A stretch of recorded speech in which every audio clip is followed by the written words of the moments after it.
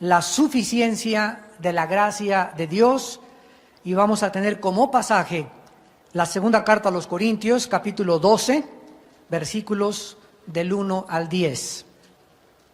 Ciertamente, escribe el apóstol Pablo, no me conviene gloriarme, pero vendré a las visiones y a las revelaciones del Señor.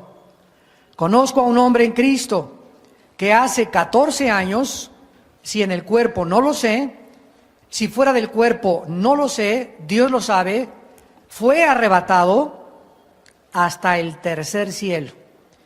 Y conozco al tal hombre, si en el cuerpo o fuera del cuerpo, no lo sé, Dios lo sabe, que fue arrebatado al paraíso, donde oyó palabras inefables que no le es dado al hombre expresar. De tal hombre me gloriaré, pero de mí mismo en nada me gloriaré, sino en mis debilidades. Sin embargo, si quisiera gloriarme, no sería insensato, porque diría la verdad, pero lo dejo para que nadie piense de mí más de lo que en mí ve u oye de mí, y para que la grandeza de las revelaciones no me exaltase desmedidamente, me fue dado un aguijón en la carne, un mensajero de Satanás, que me abofetee para que no me enaltezca sobremanera. Respecto a lo cual 3 veces he rogado al Señor que lo quite de mí, y me ha dicho, bástate mi gracia, porque mi poder se perfecciona en la debilidad. Por tanto, de buena gana me gloriaré más bien en mis debilidades, para que repose sobre mí el poder de Cristo. Por lo cual, por amor a Cristo me gozo en las debilidades, en afrentas, en necesidades, en persecuciones, en angustias, porque cuando soy débil, entonces soy fuerte. Para poder introducirnos a la comprensión de este pasaje, por demás, se puede decir profundo, tenemos que ubicarnos un poco dentro del contexto histórico. El apóstol Pablo era un hombre tan humilde que no le gustaba jamás hablar de sí mismo.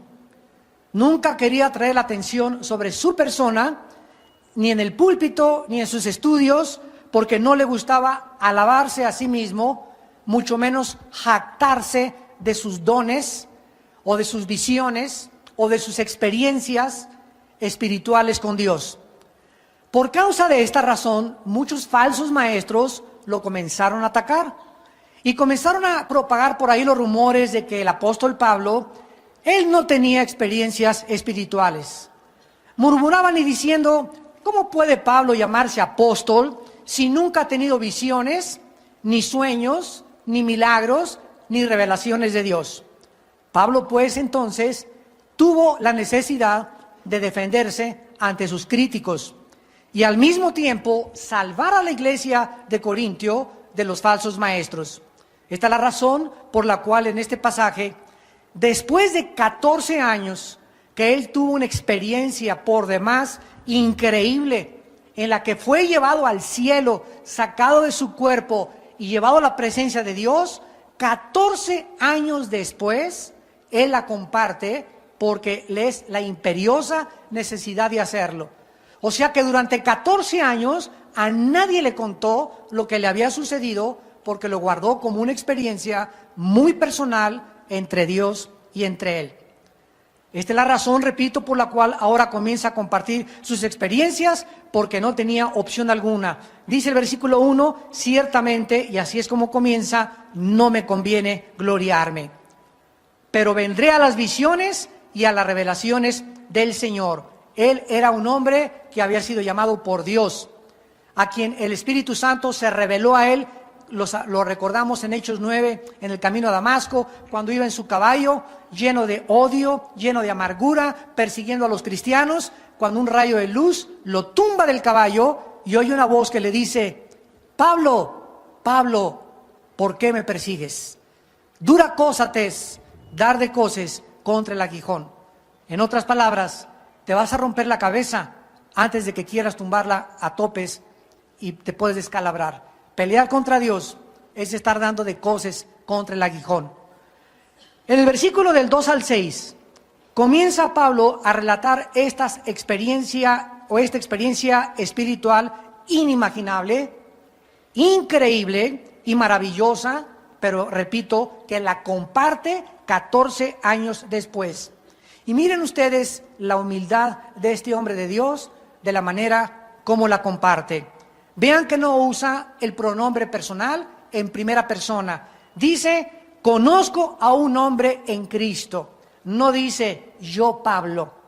Y sabemos que él está hablando de su persona, pero él no quiere ponerse en primer pronombre personal, yo Pablo. No quiere aparecer, ¿verdad?, como Pablo, yo Pablo, sino como un hombre simplemente en Cristo, como cualquier otro de quien Dios tuvo gracia y misericordia. Parece ser que Dios le permitió esta experiencia de que se lo llevara al cielo 14 años antes y 2 años antes de que él comenzara su viaje misionero. Dios lo estaba preparando con esta experiencia, como lo vamos a estudiar profundamente en esta tarde, para el difícil ministerio al cual Dios le había llamado. Voy a leer rápidamente en Hechos 9, versículos 15 al 16, las palabras que Cristo mencionó cuando llamó a Pablo. El Señor le dijo, Hechos 9:15, ve, porque instrumento escogido me es este, para llevar mi nombre en presencia de los gentiles, de reyes y de los hijos de Israel, porque yo le mostraré cuánto le es necesario padecer por mi nombre. ¿Quién fue el apóstol Pablo? Un hombre a quien Dios escogió como un instrumento, a donde ya no le permitió Dios en primer lugar casarse. Era un llamamiento tan especial el de Pablo, que los pocos años que le quedaban de su vida, los iba a emplear en 3 viajes misioneros, dándole la vuelta al Asia Menor y al sur de Europa, y donde él no tendría tiempo de educar hijos, ni mucho menos velar ni cuidar a una esposa. Él había sido casado antes, como lo sabemos, era viudo. Como sabemos que era viudo porque él pertenecía al Sanedrín y había sido educado con Gamaliel, uno de los más grandes maestros judíos del judaísmo antiguo, y para pertenecer al Sanedrín se tenía que ser casado. La Biblia no nos revela cuándo quedó viudo ni cuándo murió la esposa. La situación es que desde el momento que Dios lo llama, lo escoge para una misión muy especial. Y vemos que esta misión era sufrir golpes, naufragios, latigazos, encierro, la cárcel, y finalmente Pablo muere en el Coliseo romano, como todos los apóstoles que siguieron a Jesucristo.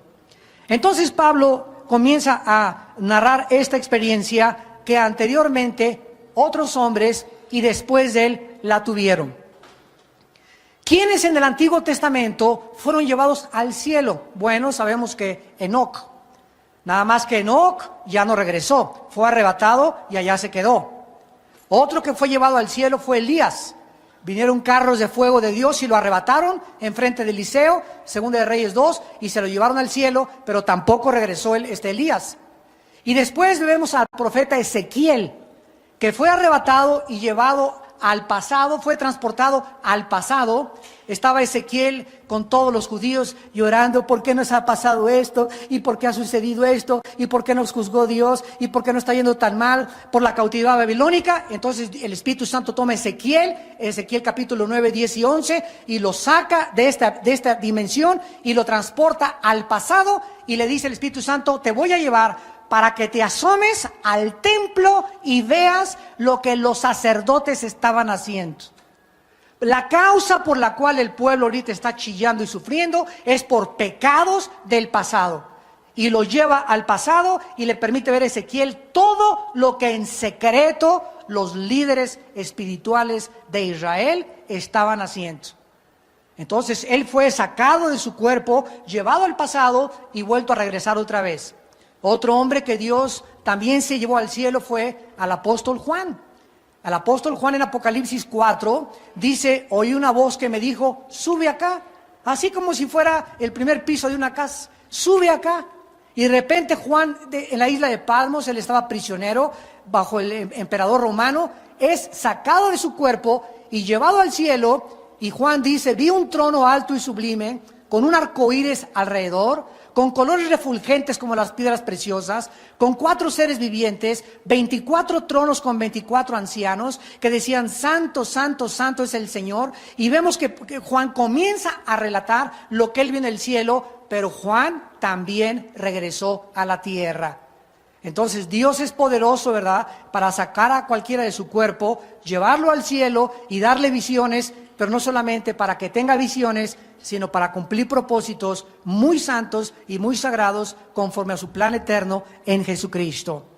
Pablo pues es sacado de su cuerpo y dice aquí en 2 Corintios 12 que él no estaba seguro si había sido sacado del cuerpo o con todo y su cuerpo había sido llevado al cielo.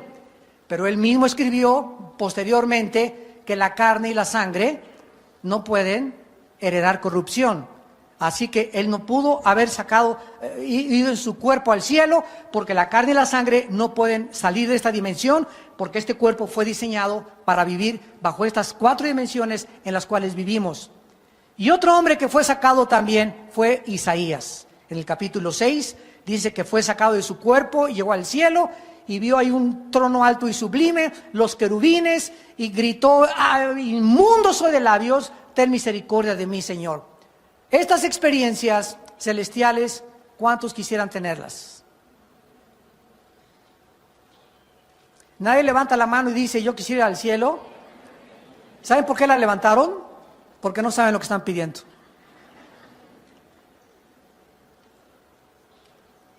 No saben lo que están pidiendo, porque no se imaginan el precio que hay que pagar. Nadie se imagina el precio que paga un líder, un apóstol de Jesucristo. Mucha gente nos ve, ¿verdad?, aquí arriba y esto y el otro, y nadie sabe, ¿verdad?, el trasfondo del precio que muchos de nosotros tenemos que pagar para poder permanecer de pie y seguir con el rostro enfrente sin tener nada de qué avergonzarnos delante de Dios. Y mientras más grandes sean tus experiencias y más cercano estemos a Dios, más cosas y más demandas y más responsabilidades tendremos que cumplir. A mayores privilegios, más grandes responsabilidades. Y eso es lo que muy poca gente ha podido entender. Todo lo quieren ahora a la marucha. Instantáneo, y quiero tener esto, y que se me aparezca el Señor, que me toquen y que me caiga al suelo, que se me aparezca un ángel y que tenga esta experiencia, y todo lo quieren solamente para sentir, para a ver qué se siente, si no es la montaña rusa ni Reino Aventura. Esto es algo totalmente serio, como lo vamos a ver a continuación. Vemos pues a continuación en el versículo 4, a dónde dice Pablo que fue arrebatado. Fue arrebatado al paraíso. Esta palabra paradeisos en el griego significa lugar de descanso, lugar de tranquilidad, lugar de reposo. Esta palabra paraíso se usó cuando Cristo narró la historia del rico, de Lázaro y el rico, que mientras uno estaba en la vida aprovechándose de los pobres y explotando a los pobres, el otro pobre mendigo estaba comiendo las sobras que caían de la mesa del rico y los dos murieron. Y dice la Biblia que uno fue llevado hacia arriba y otro fue llevado hacia abajo. Pero esta parte de arriba estaba en el centro de la tierra, por lo que no era arriba, era abajo, porque se creía que era el cielo, pero era en el centro de la tierra, en un lugar que se llamaba el Sheol. En el Antiguo Testamento, todos los espíritus, de los buenos y de los malos que morían, descendían al centro de la tierra, todos, buenos y malos.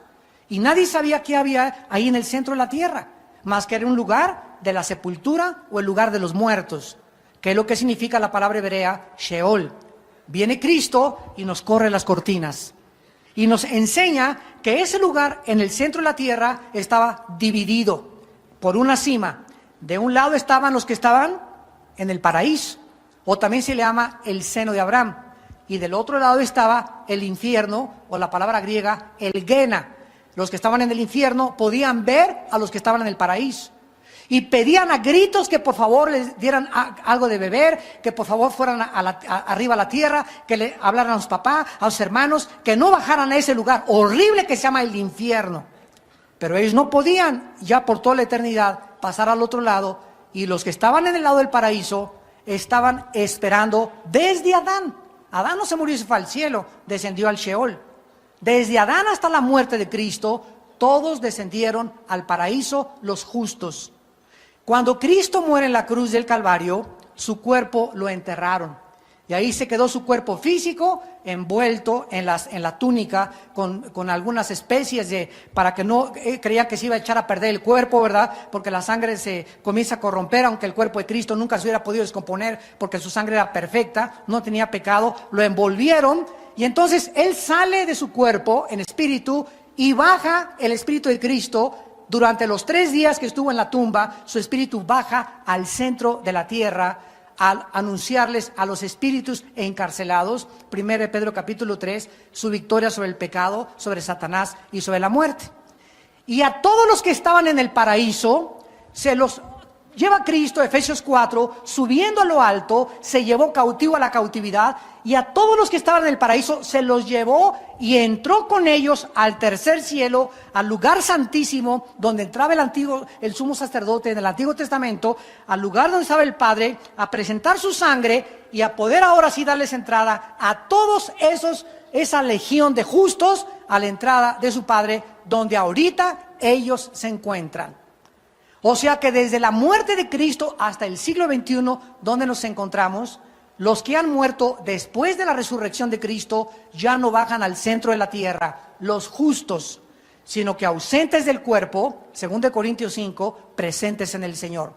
Nos morimos, se deshace nuestro cuerpo, nos cantan los mariachi, las golondrinas, te meten en el ataúd, te lloran, te hacen una estatua, lo que sea. Los que se salen del cuerpo no vuelven a ver nada absolutamente. Nos vamos derechito a la presencia de Dios. Pero los que mueren ahorita de Cristo en nuestros días, sin Cristo y en pecado, bajan al centro de la tierra, donde solo se quedó el infierno.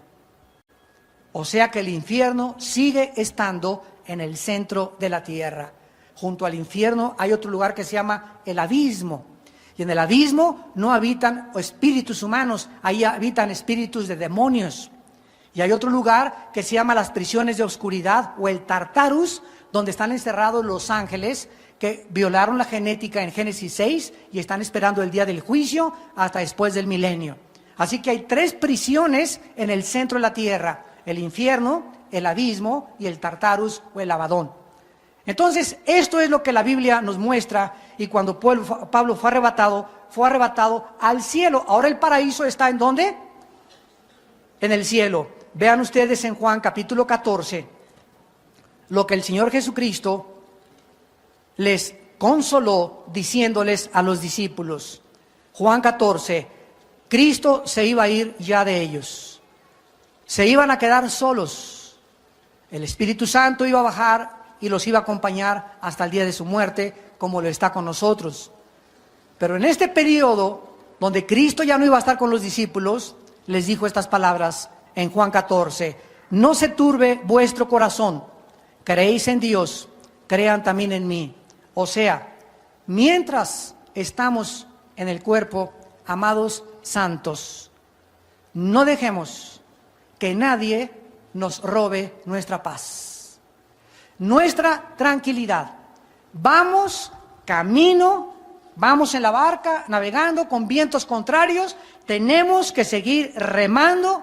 No permitamos que las tormentas de la vida, ni las lluvias, ni el granizo, ni los ríos, ni la caída del petróleo, ni la caída del dólar, ni la pornografía, ni la inmoralidad, ni la Sodoma y Gomorra en la que estamos viviendo actualmente, no permitamos que nada, ninguna cosa nos separe del amor que es en Cristo Jesús.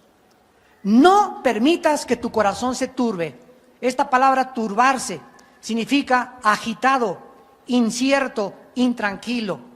Mantengámonos en paz, mantengámonos con esa paz que sobrepasa todo entendimiento hasta que Cristo venga. Porque si creemos en Cristo, estamos creyendo en Dios. Y miren lo que dice Cristo a continuación: en la casa de mi Padre Y allá no se refiere al centro de la tierra. En la casa de mi Padre, o sea, donde mi Padre está, muchas moradas hay. Si así no fuera, yo os lo hubiera dicho. Voy pues, ¿a qué cosa? A preparar lugar para ustedes. Y si me fuere y os prepararé lugar, vendré otra vez. Y os tomaré a mí mismo para que donde yo estoy, ustedes también estén. Este paraíso, pues, al que Pablo fue arrebatado, es al mismo cielo, al tercer cielo, a donde fue arrebatado el apóstol Juan en el libro del Apocalipsis. Ahora, dice la Biblia también en 2 Corintios 12, regresamos a nuestro pasaje, que estando en el paraíso, estando en la presencia de Dios, no oyó hablar castellano, ni otomí, ni chichimeca, ni hebreo, ni italiano, ni inglés, ni alemán. Oyó palabras inefables. ¿Qué significa esto? Que no se pueden expresar en el idioma en que hablamos. ¿Se imaginan ustedes esto? Les voy a explicar más o menos para que más entiendas. A un ciego, ¿cómo le puedes decir de qué color son las nubes? Mira, cieguito, son como el algodón. Así blanco, blanco, terso, terso. El algodón te va a contestar. ¿Y qué es el algodón si tampoco ha visto el algodón? ¿Cómo podemos tener un punto de referencia con alguna persona que no ha podido contactarse con aquello que le queremos explicar? Explícale a un niño de 3 años cómo vienen los niños al mundo. O explícale a un niño de 4 años la raíz cuadrada, matemáticamente hablando. Aunque tuviéramos las palabras, no podríamos expresarle por causa de su entendimiento. O sea que cuando Pablo subió al cielo, algo en su cerebro se abrió, que se le destapó. Decía Einstein, el gran científico nacionalizado norteamericano, Alberto Einstein, que teníamos desarrollado el 6 o el 7% del IQ, del intelecto, el coeficiente intelectual. 6-7%. Tenemos casi más del 90% en el cerebro apagado, cerrado por el pecado. Imagínense ustedes, Adán tenía el 100%, pues Pablo sube al cielo y se le destapa, quién sabe qué por ciento, pero comienza a ver y a oír cosas que cuando regresó aquí a la tierra, aunque les quiera decir lo que vi, lo que oí, no tengo palabras, no existen en el diccionario de la lengua y la literatura española palabras que pueda usar para decirles lo que oí en el cielo. ¿Ya? Hasta ahí nos podemos quedar. Seguimos adelante. Esta revelación fue tan maravillosa del apóstol Pablo que dice que él no quería gloriarse, versículo 5, sino en sus debilidades, porque no quería ser insensato. Ahora bien, cuando Pablo aterriza aquí en la tierra, ay Dios mío, esto me ha traído, pero de veras, hasta el sueño me ha quitado. Para que la grandeza de las revelaciones, para que aquellas cosas que yo pude, que se me descubrieron, para que todo aquello que yo vi, para que todo aquello que yo oí, al bajar a la tierra, no me comenzara yo a sentir especial. No me comenzara yo a sentir que soy diferente a los demás y que yo soy el escogido, yo soy aquel, la última Coca-Cola del desierto, para que las cosas y la experiencia mística que tuve con Dios no pudiera exaltarme. Ahí fue donde yo me detuve cuando estaba orando con Dios, meditando en este pasaje, y yo le pregunté a Dios, oye Dios, ¿pero es acaso este Pablo el que habló en Gálatas 2:20? Con Cristo estoy juntamente crucificado y ya no vivo yo, mas vive Cristo en mí. Es este Pablo el que está diciendo que había la posibilidad en su naturaleza caída y corrompida de poder algún día creerse algo o pensar demasiado de sí mismo o creer que era especial a pesar de su humildad que tenía. Y Dios me respondió, así es. Porque el que piensa que está firme, mire que no caiga.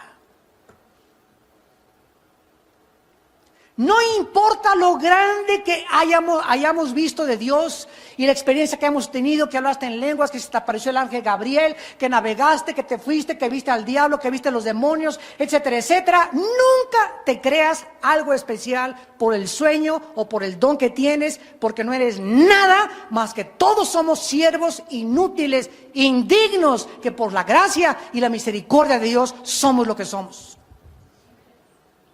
Ninguno de nosotros somos especiales más que Jesucristo. Todos somos instrumentos de Dios. Y Dios hace con cualquiera de nosotros lo que Dios quiere hacer con nuestra vida. Porque el orgullo está ahí arraigado. Ahí está lo más profundo de nuestra raíz y de nuestras fibras de la naturaleza corrompida. Ahí está. Y el orgullo es una fuerza maligna que te llega a hacer creer que ya eres algo, o que porque tienes bonita voz, o porque cantas, o porque eres bello, o porque eres guapo, porque tienes dinero. Es eso que nos hace exaltarnos y hacernos creer algo más que los demás. Es el orgullo que te hace ser racista y que crees que eres mejor que los negros, o que eres mejor que los indios, o que eres mejor que tienes ojos azules, o que eres blanco, que porque tienes dinero, o porque tienes Mercedes-Benz y el hermano tiene bochito. Es ese que te hace caminar así en tu Mercedes, sin voltear a ver a nadie. Es esa intención que te hace aprovecharte, ser arbitrario, ser déspota con los demás. Es esa fuerza maligna dentro de nosotros que ahí está presente dentro de nuestra alma. Y en cuanto llegamos a creernos o a pensar algo que no es algo cuerdo a los ojos de Dios, Dios entonces, para contrapesar, Pablo, te di revelaciones tremendas, pero te me vas a levantar. No, te me vas a levantar. Yo conozco que el corazón es perverso y engañoso. Y para que no te me levantes, ni te me exaltes, ni nunca te me llegues a creer papucho de papuchos, te voy a hacer un contrapeso para que te mantenga equilibrado. Y ese contrapeso en tu vida va a ser la aflicción.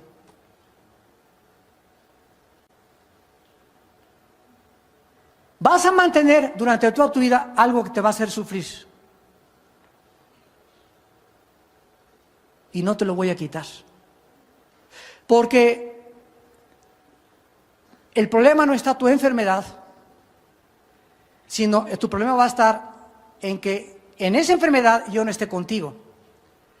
Pero quiero decirte, Pablo, bástate mi gracia. No te preocupes por esa aflicción que tienes con tu hijo, con tu hija, con tu esposo, con el dinero. Eso no es problema. Preocúpate que en tu aflicción esté yo contigo. Mi gracia. Mi gracia. Porque si tenemos gracia, de la gracia de Dios en nuestras vidas, con mi Dios asaltaré muros y derribaré ejércitos.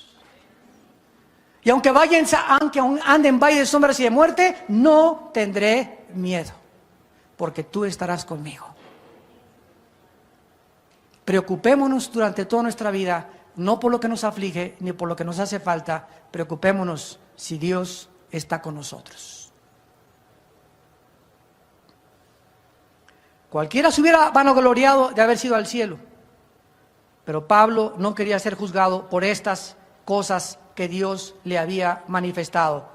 Veamos rápidamente en el versículo 7 el análisis griego de las palabras, porque la palabra aguijón es la palabra skolopos en el griego, que significa una punta afilada que hiere como espina. La palabra aguijón es skolopos en el griego, punta afilada que hiere como espina. Pablo tenía un dolor agudo en su cuerpo, no sabemos qué tipo de dolor era, pero era como algo que lo punzaba. algo que estaba continuamente ocasionándole este dolor. La palabra mensajero es angelos, que significa enviado o mensajero. Aquí Dios usa a un ángel caído para que se encargue de atormentar a Pablo y de mantenerlo afligido y humillado, para que cada vez que Pablo quisiera pensar algo mucho más alto del mismo, recordara que necesitaba siempre depender de Dios. ¿Por qué muchas veces Dios permite la adversidad a nuestras vidas? ¿O por qué muchas veces Dios permite problemas con nosotros como padres, con nuestros hijos? ¿O por qué permite Dios muchas veces problemas en tu negocio? Todos estos problemas adversos que aparentemente parecen que es un daño que nos quieren hacer, no lo es a la luz de la Biblia, porque todas las cosas contribuyen para nuestro bien. Si nosotros tenemos esa perspectiva bendita de poder ver a Dios y decirle como Job, en este momento yo no entiendo qué me está pasando, siento que me traga la tierra, siento que es un problema demasiado grande. Yo a veces que le he dicho a Dios, Padre, tú sabes cuánto puedo aguantar. Así le he dicho a Dios, tú sabes cuánto puedo yo resistir. Y yo sé, Señor, que tu palabra dice en 1 Corintios 10:13, que ninguna prueba hay en mi vida que no sea humana, sino que nunca me pondrás una prueba que yo no pueda aguantar. Y eso me sostiene. O sea, no hay ninguna prueba que, un chocho. No hay una sola prueba que Dios permita venir a nuestra vida que nos pueda derrumbar, si Él está con nosotros. Si Él está con nosotros, podemos aguantar y conquistar muros y asaltar muros y derribar ejércitos y seguir luchando y seguir luchando y seguir avanzando, porque la gracia de Dios nos acompaña.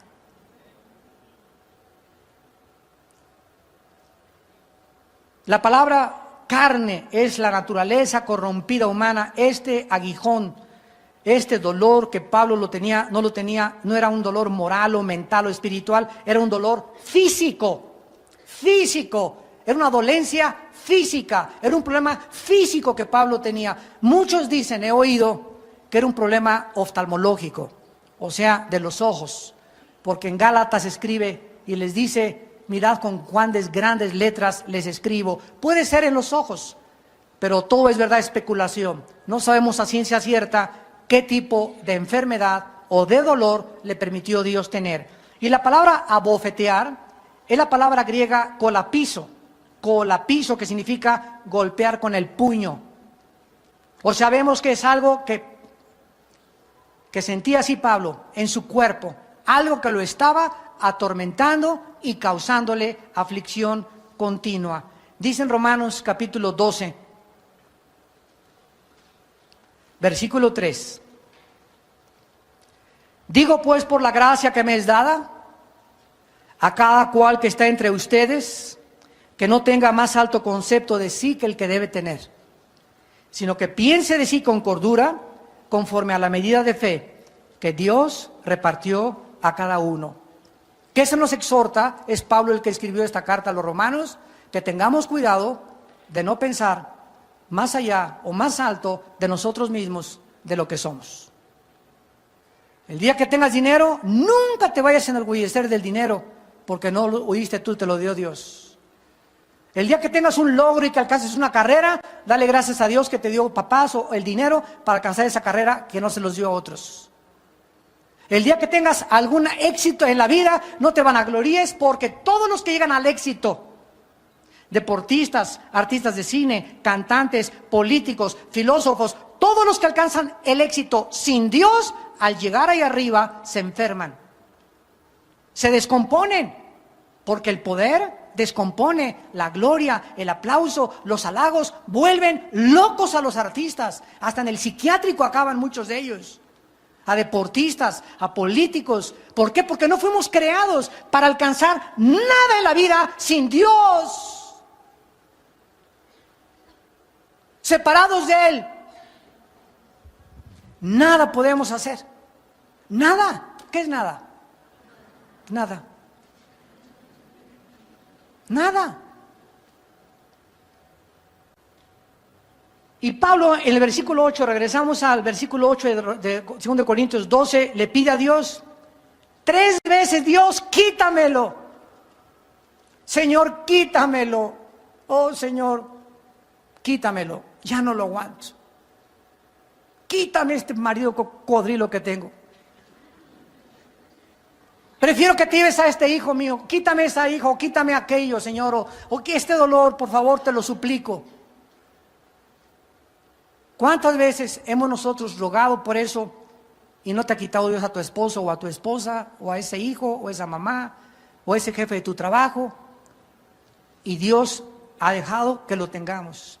Porque el propósito de Dios nunca es sacarnos de la tribulación, sino en medio de la tribulación demostrarnos que podemos ser más que vencedores. Gloria a Dios. ¿Se acuerdan ustedes? ¿Se acuerdan ustedes en el libro de Daniel de los jóvenes que echaron al horno de fuego?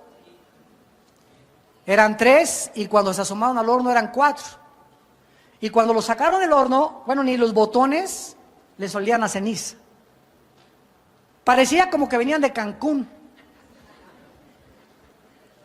Que no, parece que no habían venido de una prueba tan tremenda como era un horno. ¿Qué fue lo que hizo la diferencia? Que al salir del horno estuvieran todavía mucho más frescos que cuando entraron. La respuesta es que en el horno alguien estuvo con ellos.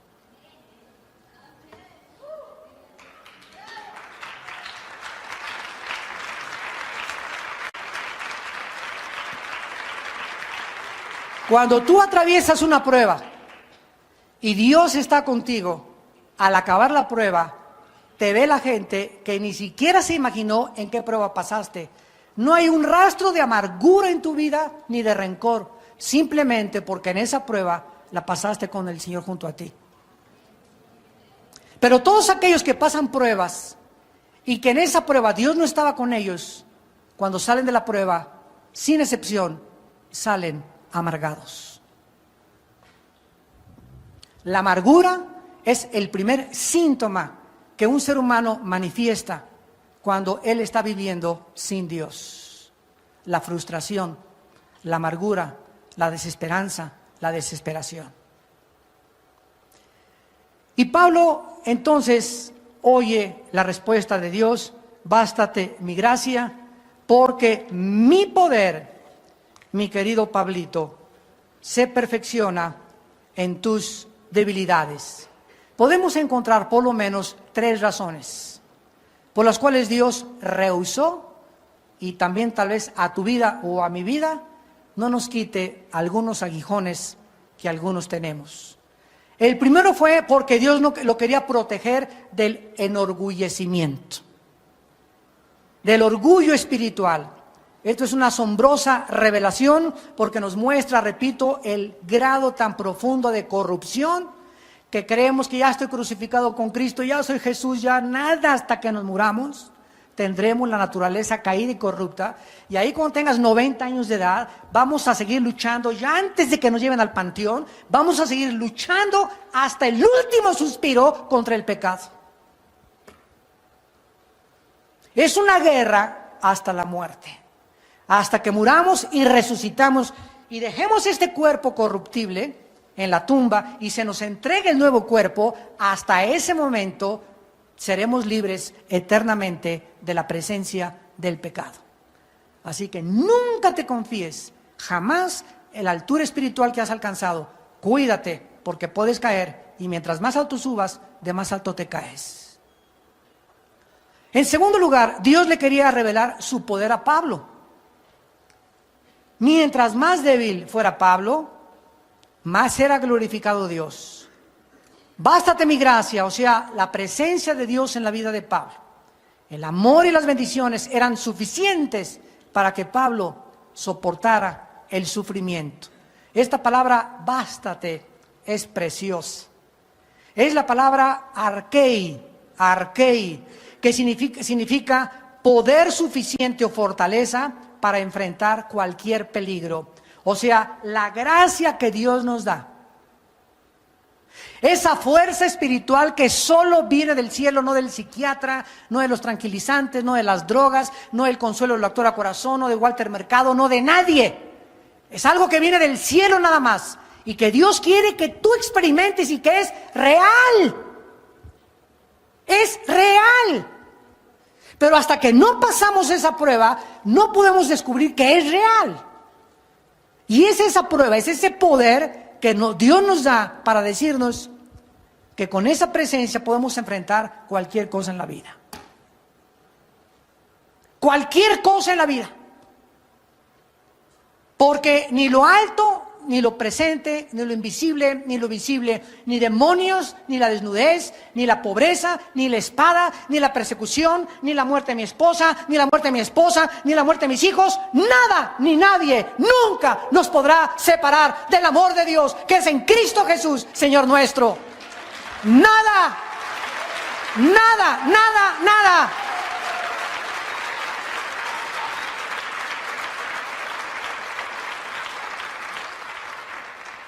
Mi poder se perfecciona en la debilidad. Mientras más débil seamos, mayor oportunidad tendrá Dios de mostrar en nosotros su poder y su fortaleza. Una persona autosuficiente es lo contrario a una persona débil espiritualmente. No necesita a Dios. Cuando reconocemos que somos insuficientes, inútiles, tontos, incapaces de educar una familia, incapaces de ser padres, incapaces de ser esposos, incapaces de ser esposas, incapaces de ser buenos ciudadanos, cuando reconocemos nuestra insuficiencia, es cuando su poder puede perfeccionarse en nuestra vida. Porque es cuando eso nos hace acercarnos a Dios y decirle: Padre, yo sin ti, separado de ti, no puedo educar a mi familia. Separado de ti, no puedo amar a mi esposa. Separado de ti, no puedo ser buen hijo. Separado de ti, no puedo ser buen ciudadano. Padre, te necesito, como el siervo clama por las corrientes de agua. Mi alma tiene sed de ti, Dios. Oh Dios, mi alma clama por ti, oh Dios. Ahí es cuando Dios desciende, porque los que esperan en Jehová tendrán nuevas fuerzas y levantarán alas como las águilas y volarán y no se cansarán. Por cuanto en mí has esperado, yo también te libraré. Te pondré tus pies sobre la roca y jamás, nunca, nunca te dejaré ni te desampararé, dice el Señor. En 2 Samuel capítulo 22, David aprendió esto cuando estaba harto de la persecución de sus enemigos, de las traiciones, de las calumnias, de los chismes, de las murmuraciones. Y él escribe casi antes de morir estas palabras en la segunda carta de Samuel, capítulo 22, versículo del 2 al 3. Y dijo David: Jehová es mi roca y mi fortaleza y mi libertador. Dios mío, fortaleza mía, en Él confiaré, mi escudo y el fuerte de mi salvación, mi alto refugio, Salvador mío, de violencia me libraste. Versículo 32 al 36. ¿Quién es Dios sino solo Jehová? ¿Y qué roca hay fuera de nuestro Dios? Dios es el que ciñe de fuerza y el quien despeja mi camino. Quien hace mis pies como de ciervas y me hace estar firme, ¿dónde? ¿Quién es el que nos sostiene cuando llegamos al éxito y cuando alcanzamos la cima? ¿Quién?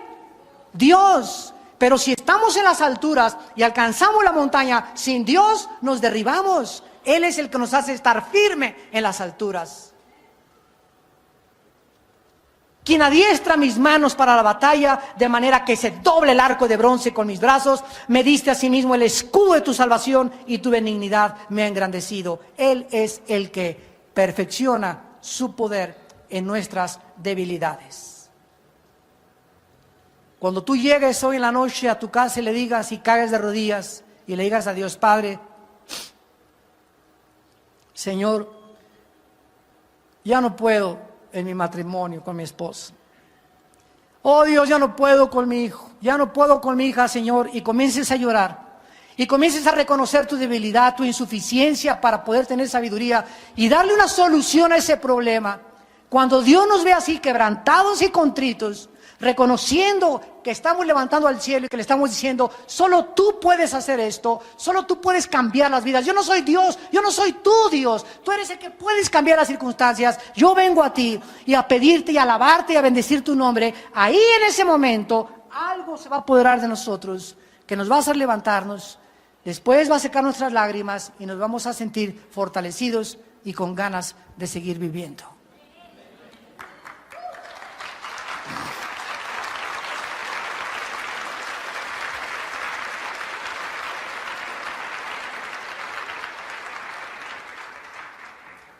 ¿Te ha visto Dios con esta actitud alguna vez en tu vida? ¿Has llegado al punto donde has caído así delante de Dios, con tus lágrimas, alabándolo y bendiciéndolo y diciéndole: Señor, yo soy incapaz de arreglar esto o de dar la solución a este problema? Me siento insuficiente, me siento tonto, me siento tonta, me siento insensato. Vengo a ti, Señor, vengo a ti, porque todo lo podré en ti que me fortaleces. ¿Ha llegado en tu vida este momento? ¿Y has experimentado esas fuerzas como el águila?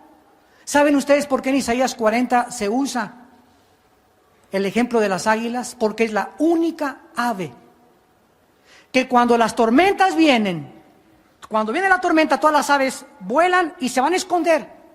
Y el águila es la única ave que cuando vienen las tormentas, vuela para encontrarse con la tormenta y atravesar la tormenta y volar arriba de la tormenta. Y la tormenta queda abajo. Por eso los que esperan en Jehová tendrán fuerzas y no vamos a huir de nuestros problemas. Por la puerta falsa, por las drogas, el alcohol, otra mujer, el sexo, la pornografía. Ya estoy desanimado, ya qué iglesia ni qué iglesia, todos una bola de hipócritas. No sea chillón. Cobardes. Los valientes arrebatan el reino de Dios. Y Dios no nos ha dado espíritu de cobardía, sino de poder y dominio propio. Tenemos que ser valientes y no amedrentarnos ante nada en la vida. Pero ese valor solamente viene del poder de Dios, que nos fortalece en nuestra debilidad. Y Pablo termina diciendo en 2 Corintios 12, versículo 10, por lo cual, por amor de Cristo, me gozo en las debilidades, en afrentas, en persecuciones, en angustias, porque cuando soy débil, entonces soy fuerte. ¿Por qué? Porque Él era fuerte en el poder de Jesucristo. Y el poder de Cristo es más fuerte que todas las fuerzas de los seres humanos juntas. Aleluya, gloria a Dios. Te alabamos, Señor, y te damos las gracias por tu palabra en esta mañana. Oh Dios, amplía nuestro entendimiento para comprender tus caminos y tus pensamientos y poder comprender que la vida cristiana es una vida de soldados. No estamos de vacaciones en este planeta, estamos en un campo ocupado por el enemigo que nos continúa bombardeando, nos continúa lanzando misiles y no nos vamos a trincherar porque contigo asaltaremos muros y derribaremos ejércitos. Nada ni nada nos podrá separar de tu amor, porque si tú con nosotros, ¿quién contra nosotros? ¿Quién nos acusará? Nadie. Tú eres el que nos has declarado justos y santos delante de tu presencia. Gracias, Señor, porque todos los días estarás con nosotros hasta el día de nuestra muerte. He aquí estoy con todos ustedes hasta el día del fin. Sean valientes, esfuércense, echen mano de la vida eterna, no desmayen, porque los valientes arrebatan el reino de Dios. Padre, gracias por hacernos comprender que lo único que necesitamos en esta vida es tu gracia. Es suficiente tu gracia para enfrentar cualquier problema en la vida en nuestros 5 sentidos. Para que seamos como Cristo, que en la muerte, en la cruz, le ofrecieron vinagre para mitigar su dolor. Y para que no sufriera tanto, y Él negó. No quería ningún anestésico, quería estar en sus 5 sentidos, experimentando el dolor por nosotros, porque era el valor que tu Espíritu le infundía hasta el momento de su muerte. Y ejemplo nos ha dejado para que sigamos sus pisadas. Te bendecimos, Señor, y te damos gracias por tu palabra. Y en esta tarde tal vez haya muchas personas que están sufriendo, que están experimentando adversidades en su vida. Y tal vez le has pedido a Dios y parece que no te contesta. Tal vez en esta mañana te ha contestado con las palabras que le dijo a Pablo: bástate mi gracia.